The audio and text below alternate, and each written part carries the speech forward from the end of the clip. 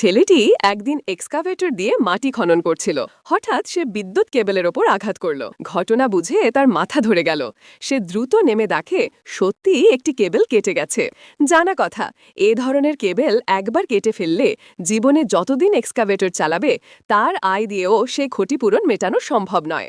যুবকটি কেবল জোড়া দিতে চাইল, কিন্তু ভুলক্রমে বিদ্যুৎ স্পৃষ্ট হয়ে গেল। কিন্তু আশ্চর্যভাবে এই বিদ্যুতের ধাক্কা তার পুরো ভাগ্যই বদলে দিল।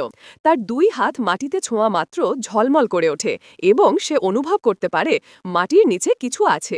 এটা যাচাই করতে সে আবার মাটিতে হাত রাখে।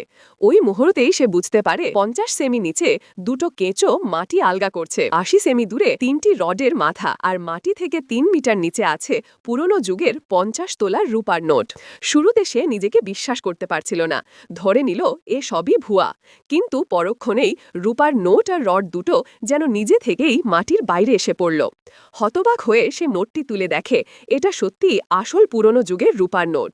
মূল্যবান বুঝেই সে দ্রুত সেটা পকেটে ভরে ফেলে। ঠিক তখন সে রড দুটি কুড়িয়ে বিক্রি করতে চাইছিল, এমন সময় কাজের ফোরম্যান গালাগাল করতে করতে এসে হাজির। সে যুবককে অলসতার অভিযোগে চাকরি থেকে তাড়িয়ে দিতে চায়, কিন্তু তারপর তার চোখ পড়ে কাটা কেবেলের ওপর। ফোরম্যান রেগে আগুন। সে ঘোষণা করে এই মাসের পুরো বেতন কেটে নেবে। নিজের বেতন কাটা কথা শুনে যুবক চট করে বিদ্রোহী হয়ে যায়। এখন তার হাতে এমন ক্ষমতা, সে চাইলে সহজে টাকা জোগাড় করতে পারবে।